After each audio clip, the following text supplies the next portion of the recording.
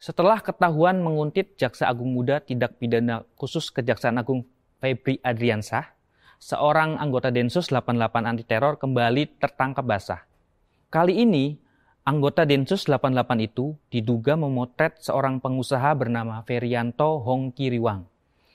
Masalahnya, penguntitan ini berbuntut panjang.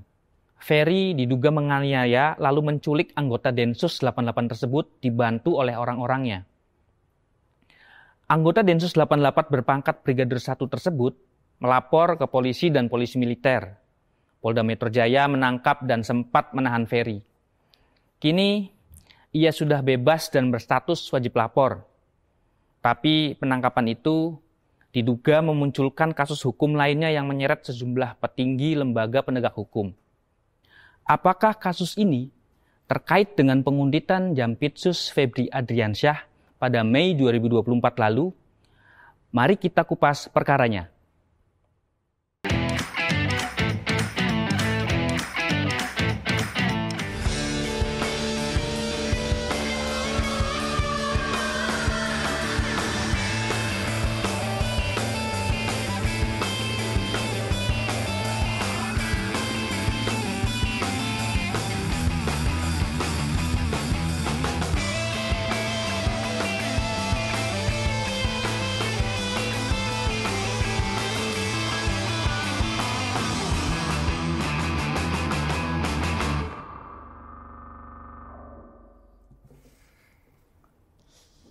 Oke, kawan-kawan, ini pekan ini kita menurunkan soal penguntitan jilid kedua, katanya jilid kedua oleh anggota Densus 88. Yang ini pekan ini agak berbeda ya. Ini liputan kita dari Tempo dari awal dan tidak banyak yang memberitakannya. Dan ini memang proses liputan investigasi kita sendiri dan kita coba hari ini kita kupas lagi perkaranya, dan ini adalah cerita soal penguntitan yang diduga dilakukan oleh anggota Densus 88 anti teror. Dan ini peristiwa kedua yang muncul ke publik. Karena yang pertama itu pada 19 Mei 2024 ya. 24. Di sebuah restoran Gontran Cerir. Kala itu seorang anggota Densus 88 ketahuan. Ada dua orang. Ada dua sebenarnya. Cuma yang ditangkap satu. Ditangkap satu yang ketahuan menguntit Jaksa Agung Muda Pidana Khusus Febri Adriansyah, ketangkap gitu. Dan kemarin muncul lagi. Nah, bedanya kali ini adalah yang dikuntit itu adalah swasta, sipil, gitu. bukan penegak hukum, pengusaha gitu. Nah, itu terjadi pada di Hotel Borobudur pada 25 Juli di Cafe Bogor. Saat itu dia sedang bersama seorang pengusaha lain, Michael Joman ya, dan keluarganya juga. Dan keluarganya juga ya, lagi makan siang ya, di Bogor Cafe. Dan di situ ketahuan nih anggota Densus ini motret-motret pakai handphone, diam-diam pakai handphone, ketahuan. Nah, ketahuan ini berbuntut panjang. Tapi cerita ini tidak seperti itu awal yang kita peroleh, teman-teman. Ingat ya, waktu pertama kali yang gua share itu di grup kita khusus, ada setidaknya 1, 2, 3, 4 foto. 4 foto yang kita kirim yang ke grup itu bersama sebuah kronologis penyerahan yang bernama Brigadir 1 Faisal Faizur Rahman, anggota Densus 88. Di situ juga, tapi tidak dijelaskan apa peristiwa itu. Nah, di foto itu misalnya menunjukkan Faisal ini sedang menghadap sejumlah perwira TNI, dan ada juga foto kedua itu soal foto pertemuan jenderal TNI dan polisi. Nah, tapi kita tetap tidak tahu saat itu peristiwanya apa sih sebenarnya tuh. Nah, waktu itu kita kan berbagi tugas tuh, Pep ke siapa, Kode ke siapa, Linda ke siapa, kita cari tahu. Yang akhirnya kita ternyata tahu, ternyata terjadi penguntitan yang diduga dialami oleh Ferry Yanto Hongkiriwang tadi gitu. Nah, menariknya adalah teman-teman, ini ditengarai terkait nih penguntitan 1 dan kedua. Kenapa? Karena waktu penguntitan pertama di restoran Gontran Cerir itu restoran itu kan miliknya Ferry Hongkiriwang kan? Sebagai direktur. Nah, kali ini yang dikuntit adalah Ferry-nya. Nah, memang muncullah kita beberapa informasi bahwa ini terhubung dan memang secara fakta Ferry Hongkiriwang dan Febri Adriansyah ini terhubung nih gitu dan saling terkait. Nah, yang paling penting itu kan peristiwa di salah satu kafe ya di kawasan Cipinang Cipedak karena di situ mulai terungkapnya nih. Bukan awal justru di Hotel Borobudur. Borobudur ya, 25 Juli ya. Dari mana Pep? Mulai ceritanya nih Pep? Iya betul. Yang tadi kan saya mau nanya jam berapa waktu itu dapat info foto itu? Sebenarnya pengirim Pep misterius itu dapat infonya itu jam 10 malam. Oh pagi. Enggak, pagi. Iya. Cuman karena iya betul, aku juga gitu juga. Gue lihat ini kan ini jam berapa sih fotonya? Karena itu gue dapat itu tanggal 29. Oh, 29 Juli. Nah, itu gue runut tuh. Benar ya. Gue runut tuh, ini jam berapa 29 ya? Peristiwa kan itu kan artinya berdekatan kan sama peristiwa itu kan. Gue coba runut. Berarti ini nggak lama setelah peristiwa itu, cuy. Nah, tapi itulah. Dan kita tidak tahu kan. Baru kemudian kalau nggak salah 2 hari 3 hari kemudian kita munculkan beritanya di Free Content tuh tentang adanya upaya penguntitan. Gitu. Iya kan berbekal dari info awal yang di Mang Moses kirim di grup waktu itu kan kita mulai belanja bahan waktu itu nyari ketemu beberapa orang. Memang salah satu titik awalnya itu dari Hotel Borobudur ya di Jakarta Pusat gitu. Nah di sana ceritanya Ferry lagi makan siang nih. Ada nih pegawai anggota Densus yang memata-matai gitu. Saya pikir ya setelah tapi saat itu belum tahu dong. Iya belum. Tapi waktu itu kan belum tahu siapa yang memata-matai gitu kan. Saya pikir ya waktu kita liputan pertama tahun lalu soal Febri Adriansyah Jampitsus di Kuntit gitu sama Densus 88 juga. Saya kira udah case close nih. Udah selesai ya. Buku gitu. Ternyata muncul lagi. Ternyata masih bukan muncul lagi. Orangnya sama lagi. Orangnya gitu. sama lagi. Maksudnya orang yang sama itu. Dari satuan yang sama ya. Komandonya kelompok yang dia sama. juga gitu loh. Ternyata ini masih bayangin itu udah setahun lalu ya. Ini sekarang muncul lagi gitu. Bayangkan di sebuah kafe di Cipinang seorang anggota Densus, brigadir pangkatnya, brigadir 1 ditangkap sama TNI. Polisi sampai mengutus jenderal untuk menjemput gitu. Nah, jadi ceritanya dari Hotel Borobudur, kan Ferry tadi diintai lah sama anggota Densus, lagi makan nih sama keluarga, ketahuan gitu, kok ada yang mata-matai dari jauh gitu. Disitulah terjadi konfrontasi. Ferry mengkonfrontasi didatengin tuh orang. Didatangin penguntit ini gitu kan. Ternyata Ferry ini channelnya tinggi gitu. Nah, dia langsung melambung tuh ke salah satu nelpon perwira tinggi di TNI yang kemudian tak lama berselang datanglah dari TNI. Informasi yang kita dapat itu memang dari Badan Intelijen Strategis ya. BAIS. Ini memang prajurit TNI tapi bertugas di BAIS. Ya di BAIS gitu. Ini kan satuan elit sebetulnya ya di TNI yang kemudian datangi lokasi. Disitulah diambil nih orang yang menguntit tadi gitu, yang namanya Bribtu Faizur Rahman gitu. Ternyata bukan anggota polisi biasa, ini Densus gitu. Ada tuh ID-nya kita. Kartu anggota ya. Kartu anggotanya kita dapat waktu itu. Sebetulnya waktu ini tuh kan nggak mungkin ya mata-mata tuh Solo mungkin. Solo. Biasanya gitu kan. ada satelitnya. Ada satelitnya. Dan memang waktu itu di hari ini persisnya kan 25 Juli hari Jumat gitu. Dan memang di situ tim. Nah setelah si Faisalnya diambil sama tentara yang menjemput, yang lain bubar. Nah disitulah Faisal kemudian diinterogasi kan, segala macam gitu. Itu di Hotel Borobudur ya. Nah 2 hari berselang, berarti Jumat, Sabtu, Minggu ya. Nah Minggu dijemputlah sama sama utusan polisi di sebuah kafe di Cipinang gitu. Nah itulah foto yang kemarin muncul itu ya. Lu dapat gitu kan di foto itu. Apa terjadi di sebuah di kafe itu?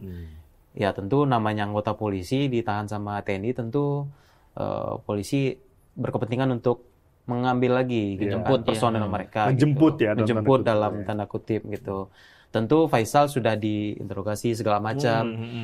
Kenapa memata-matai segala macam gitu kan. Nah, di tanggal 27 itulah akhirnya disepakati pembebasan atau serah terima dari TNI ke polisi untuk personel ini.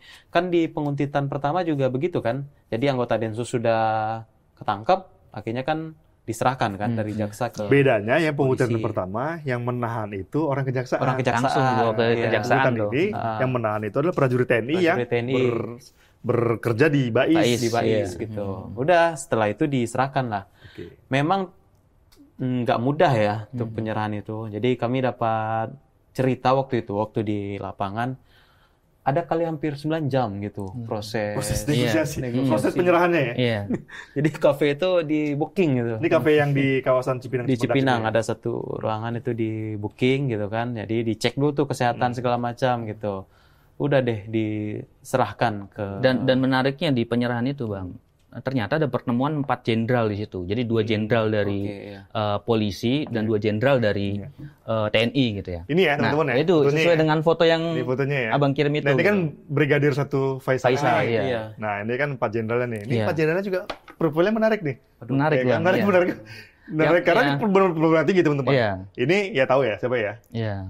Inspektur Kadif Propam ya. Kadif Propam, Jenderal Abdul Karim ya. Kemudian ini Kakor Brimob. Kemudian ini Danpom ya. Danpom. Dan satu lagi ini tinggi profilnya high profile. High profile semua. Padahal dijemput Bribtu. Iya. Nah, dari peristiwa itu kan tidak selesai ternyata. Iya. Dari 25 ditangkap setelah dikuntit. 27 proses negosiasi lepas. Nah, ternyata ada peristiwa keesokan harinya. Gitu. Nah, Kori bisa cerita dong. Sebenarnya bukan keesokan harinya, Bang. Jadi?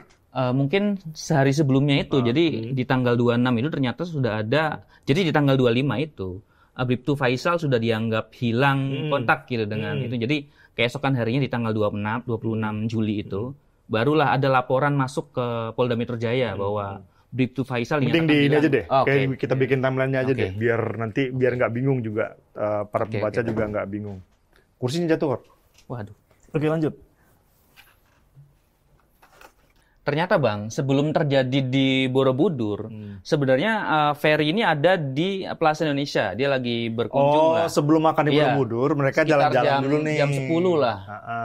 Di Plaza Indonesia. Ternyata di Plaza Indonesia ini, seorang pegawai dari Ferry itu melihat memang ada salah seorang mencurigakan yang memang seperti memata-matai keluarga ini gitu. Tapi belum ditangkap. Tapi si pegawai itu langsung melapor kepada Ferry gitu. Barulah sekitar pukul 11 ini, Ferry ada di Hotel Borobudur. Di Bogor Cafe ya? Bogor Cafe. Nah, disinilah mulai ada peristiwa makan siang bersama dengan Michael Yoman. Kemudian pada saat makan siang, Ferry melihat ada yang memang memotret dia secara diam-diam gitu. Akhirnya terjadilah di sini sempat keributan ya. Keributan di sini terjadi, sempat dilerai oleh pegawai restoran, pegawai kafenya, kemudian sempat diamankan ke pos keamanan di Hotel Borobudur juga gitu. Nah, pada saat keributan ini, Ferry itu seperti tadi Pep bilang, menghubungi seorang perwira tinggi. Menghubungi perwira tinggi. Ini jenderal nih. Jenderal, perwira tinggi TNI ya. Kemudian datanglah tuh sekitar berapa orang gitu dari anggota BAIS ya. Cuman yang menarik kan tadi langsung udah diamankan ya. Nah, besoknya terjadilah setelah tanggal 25 itu laporan ya. Iya. Ini kan Ferry sudah dibawa ke markas BAIS, Bang. Di hari ini, di hari yang sama. Kemudian di tanggal 26, ada laporan masuk ke Polda Metro Jaya ya. Terkait ini ya? Terkait ini. PMJ. Tapi laporannya itu dugaannya, Bribtu Faisal tadi dinyatakan diduga diculik dan dianiaya. Laporan yang muncul di Polda Metro Jaya seperti itu ya, Bang. Pelapornya siapa nih, Kor? Pelapornya itu salah satu anggota polisi juga. Informasinya dugaannya sih teman dari Faisal. Satu angkatan gitu ya. Satu angkatan. Kemudian di sini muncul juga terbit ya surat perintah tugas untuk penyidikan, Bang. Di sini ada surat tugas juga. Nah, barulah peristiwa tanggal 27 ya. Pembebasan. Di kafe di Cipinang tadi ya? Iya, kafe KJ namanya. KJ. Di sini memang alot tadi sekitar 9 jam. Bahkan itu peristiwanya sampai baru selesai itu sekitar hampir jam 7 malam, Bang. Jadi di akhir kesepakatan makan siang ketemu maghrib ya? Iya. Di akhir kesepakatan sempat mobil di sekitar sore itu datang dan itu yang diidentifikasi ternyata si Faisal itu gitu. Ternyata Faisal keluar dari situ, kemudian sebelum dia dibebaskan itu dia dicek kesehatan, jadi difasilitasi oleh anggota TNI untuk diperiksa kesehatan segala macam. Karena kan ini ada dugaan kekerasan kan, Bang. Ternyata setelah dicek itu ternyata semuanya normal gitu dan nggak ada luka-luka gitu. Nah, baru di tanggal 28 ini cukup menarik ya, Bang, yang akhirnya memang mengungkap adanya kasus ini gitu. Terbit surat perintah dimulainya penyidikan SPDP. Ini terbit mulai dari Direktorat Reserse Kriminal Umum Polda Metro Jaya. Terbit di sini. Kemudian pada hari yang sama ternyata Bribtu Faisal bersama seorang pengacaranya, Bang, lapor ke polisi militer. Di Cilangkap, ya betul, di Mabes TNI. Timur. Nah, di sini menarik, Kor, karena di laporan ini itu kan baru di akhirnya. Di sebelumnya kan tadi lu bilang tuh, dia kan nggak dianiaya segala macam tuh, laporan medisnya kan. Ternyata di laporan ini dia ngakunya dianiaya oleh oleh prajurit TNI. Iya, oleh Bais, anggota Bais di sini. Yang katanya mengaku Bais di sini. Ini penting nih, krusial ini karena SPDP kan. SPDP. Polisi kan ngasih tahu ke Kejaksaan Tinggi. Kejaksaan Tinggi ada SPDP ini. 150 penyidik. 59. 159. Penyidik yang dikerahkan untuk kasus ini ya. Artinya ini kasus atensi. Nah, iya. Kasus penganiayaan pakai 159 penyidik ya. Satu kampung itu diarahin penyidik. Nah, itu. Cuman ini loh SPDP gitu kan. Besoknya kan Faisal datang sama itunya ya, sama pengacaranya kan. Kenapa di sini kan kita sebut Bais nih yang jemput yang terjun langsung ke Bogor Cafe. Bener di Faisal pas ngelapor ke polisi militer TNI, dia cerita itu mengalami penganiayaan oleh ada tuh letkol dan teman-temannya dari Bais gitu loh. Ngakunya dari Bais gitu. Artinya sinkron informasinya sama yang pertama kan. Nah, dari peristiwa ini kemudian apa tindakan polisi nih? Nah, di tanggal 29, Bang. Besoknya. Ini cepat banget ini ya? Cepat, ini hampir setiap hari nih kan. Berarti Juli ditangkaplah Ferry. Ferry ditangkap di sebuah apartemennya di Jakarta Selatan. Ditangkap. Atas kasus dugaan penganiayaan dan penculikan. Iya, atas penganiayaan dan penculikan. Oke. Ya. Nah, di sini Ferry apartemennya digeledah, Bang. Di situ ditemukan ada belasan ponsel dan ternyata ada uang pecahan dolar, puluhan ribu dolar di situ. Di sini ya. Nah, baru SPDP ini kenapa akhirnya kita tahu juga ini dikonfirmasi oleh Kejaksaan Tinggi ya, Bang. Di tanggal 30 Jati Jaksel ya? Kejati DKI ya? DKI. Nah, di tanggal 30 Juli ini ternyata SPDP ini diterima oleh Kapuspen Kejati TKI gitu.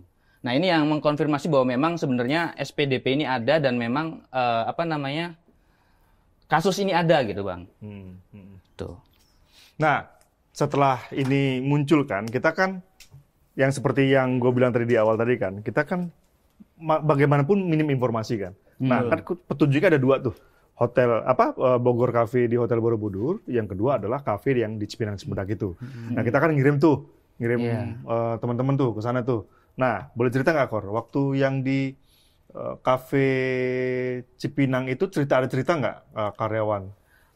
Iya, jadi sempat kita datangin ya, Bang. Ada seorang pramusaji yang cerita dan membenarkan memang di tanggal 20. Benar ya, klop ya ceritanya. Tanggal 27 itu memang ada pertemuan, bahkan pada saat kejadian itu dia kan mereka ini kan datang sekitar siang ya Bang. Iya. Sampai bahkan di depan kafenya itu ada puluhan anggota Klop ya. TNI dan Polri gitu untuk berjaga di depan gitu.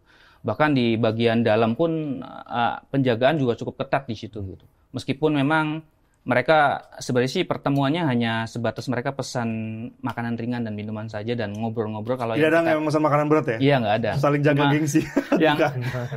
Yang kita dengar sih obrolannya cukup serius Bang. Cuma diselingi dengan ada bercanda sedikit dan tawa-tawa sedikit. Artinya itu untuk mengonfirmasi bahwa foto keempat petinggi TNI Polri itu benar ya? Benar. Itu lokasinya benar di kita kan kafe punya ya? foto yang sama tanpa ada mereka ya? Mereka, gitu. Kita perbandingkan. Oke. Ya kita ke Nah, sana.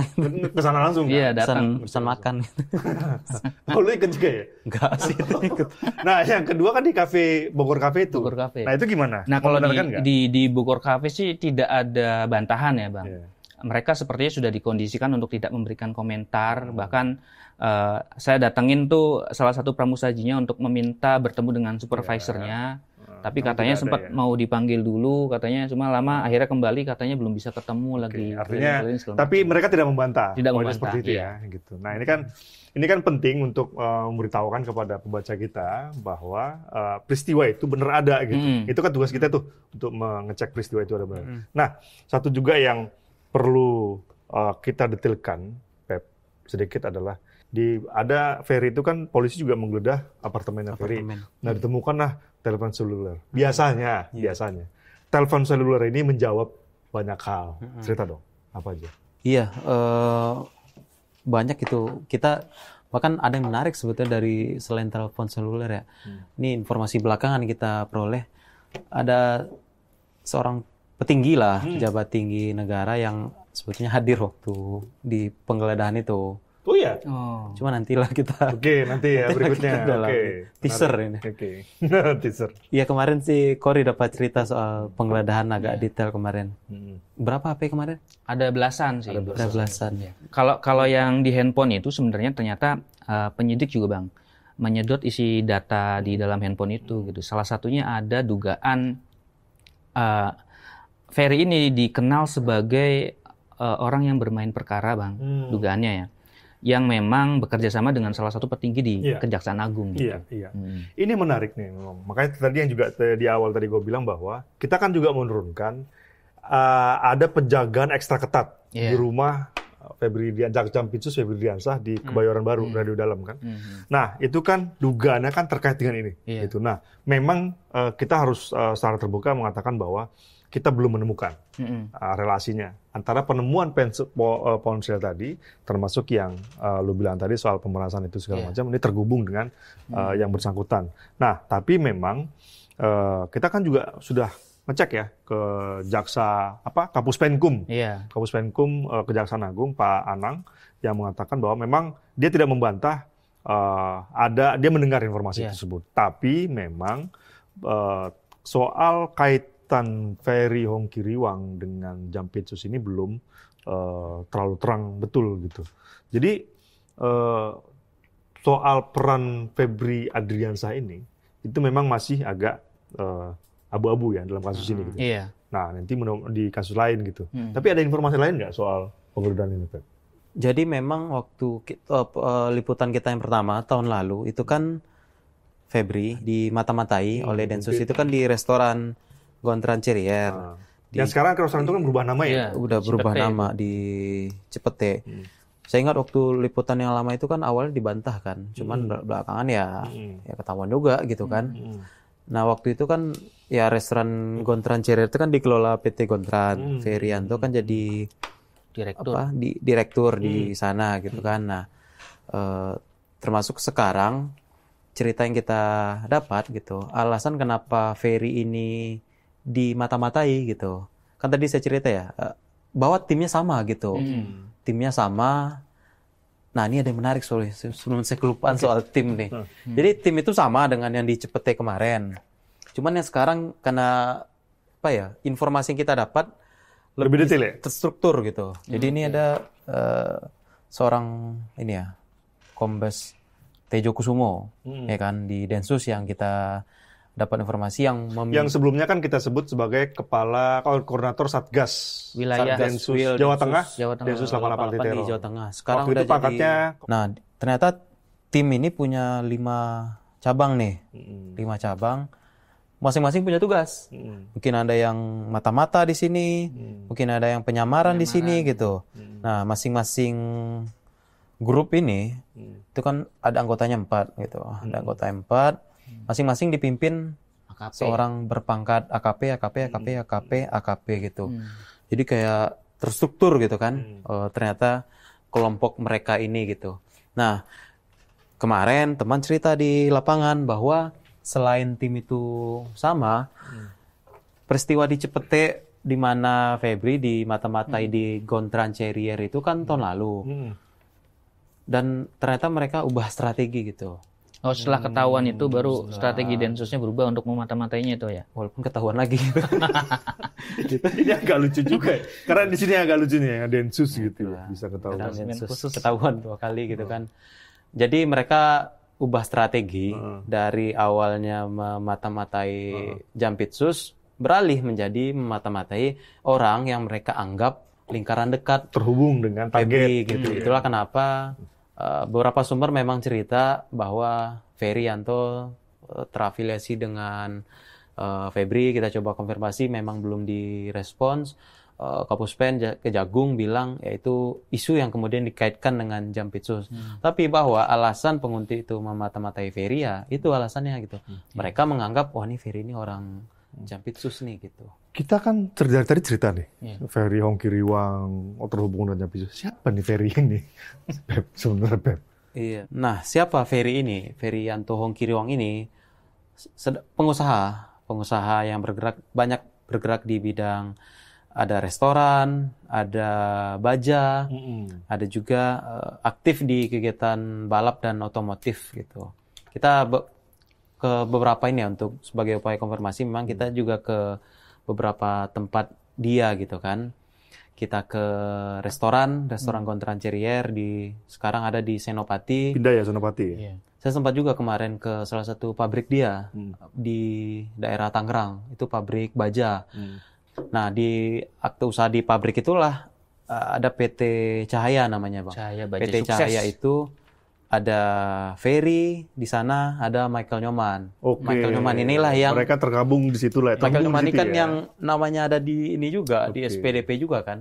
Karena dia dianggap ada di lokasi Hotel Borobudur. Tapi bedanya si Michael Nyoman ini tidak ditangkap, tidak ditahan. Tidak ditahan. Oke, nah bagaimana soal kaitannya dengan pejabat? Dari mana dia kenal banyak pejabat? Nah, ini ada cerita menarik soal dari perguruan tinggi. Iya. Nah, dulu kala gitu kan. Di Jakarta Selatan sana ada klub otomotif lah gitu. Kita dapat informasi dari orang yang kenal dengan Ferry Yanto gitu kan. Dulu itu ada seorang pengusaha dari Surabaya, itu hobi balap. Ferry ini supirnya gitu. Ini orang dulunya bukan pengusaha langsung jadi besar gitu ya, enggak ya? Iya, berarti dia supir dari pengusaha gitu kan. Si bosnya ini ikut klub balap, klub dan otomotif itu di Jakarta Selatan.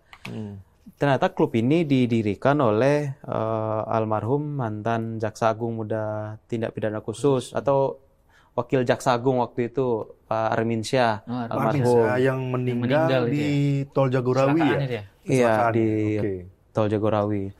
Udah itulah kemudian gabung ke klub itu ya kan. Kemudian kenal dengan Pak almarhum Arminsyah gitu kan, dekat gitu. Makanya sumber kita cerita Ferry ini dulunya dekatnya dengan beliau gitu. Makanya dia sempat jadi wakil presiden di klub itu gitu. Waktu itu kan Febri udah di Jampitsus kan, tapi belum ini ya.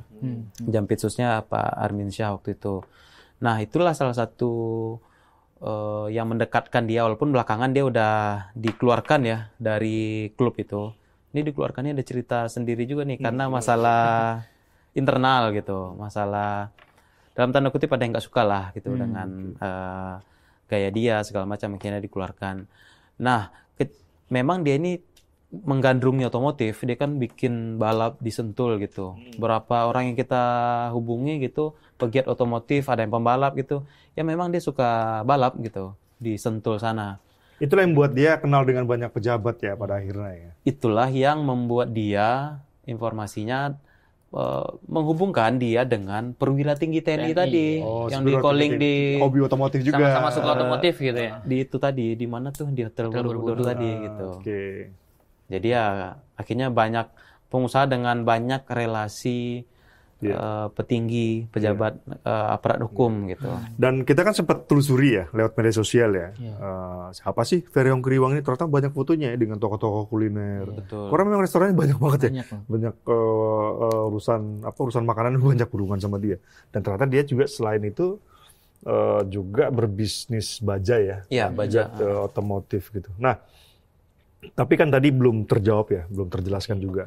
Tadi kan polisi dalam hal ini di Krimu ya, Polda Metro Jaya itu kan menyita tuh handphonenya, di kabarnya dibongkar lah handphone itu dan ditemukanlah banyak kasus segala macam. Jadi apa aja ini isinya? Nah sebenarnya Bang, selain tadi yang diperiksa oleh Krimum Polda Bang, ternyata Ferry juga berulang kali datang ke Bareskrim Bang, tepatnya di Kortas Tipikor. Ternyata memang Ferry ini Kortas Tipikor juga akhirnya terlibat ya? Terlibat, terjun juga Bang.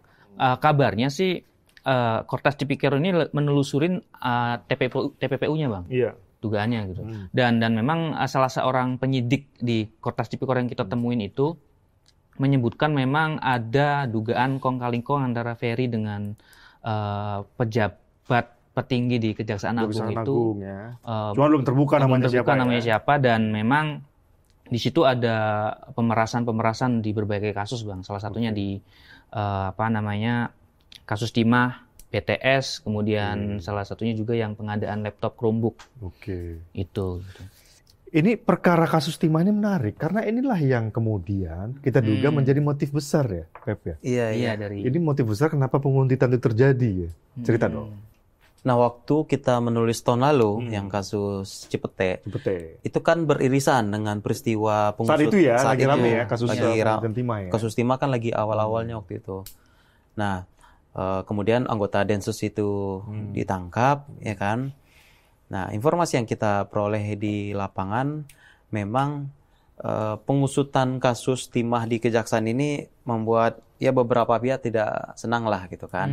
Tidak senang, akhirnya mulai memata-matai. Itu kan kasusnya di Jampitsus ya. Kasus timah itu disidik gitu kan. Udah waktu itu yang kasus Cipete kan ditangkaplah seorang anggota Densus. Ada ceritanya waktu itu yang diutus. Waktu itu polisi itu lagi ada acara lah di Bali gitu. Yang diutus kan. Karena tidak ada orang lain yang bisa muncul. Cuman yang diutus di situ kita jadi pertanyaan juga kan. Yang diutus itu seorang pejabat Dir Narkoba gitu. Kok Dir Narkoba yang nggak ada hubungannya ya? Yang tidak ada hubungannya. Kok tidak Kadensusnya yang jemput atau yang Brigjen Mukti ya? Brigjen Murti. Yang belakangan memang kita sempat nulis ya. Itu ada sebetulnya berawal dari kesaksian inilah para terdakwa timah ya, namanya muncul, ada peran dia gitu. Itu kemudian yang terulang lagi di kasus ini gitu. Artinya motif timah itu masih ada gitu kan. Informasi yang kita dapat ada semacam ini ya. Kasus timah ini supaya tidak menyasar beberapa orang, beberapa dugaannya orang. Iya, dugaannya. Tapi tetap aja itu tidak puas dengan penyidikan yang di Kejaksaan, akhirnya mulai dimata-matai lah, karena makanya terhubung dengan kasus itu. Nah ini kan banyak nih teman-teman pihak yang terlibat ya, dari TNI, Polri, BAIS, Kejaksaan Agung, Densus 88 juga. Itu gimana dong? Konfirmasi kita udah oke nggak?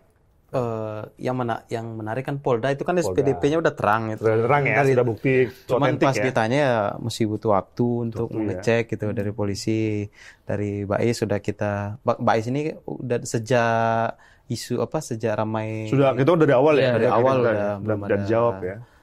Respons gitu. Saya sempat nanya sih, itu kan Ferry ditangkap 29 Juli kan ditahan 10 hari ya kan.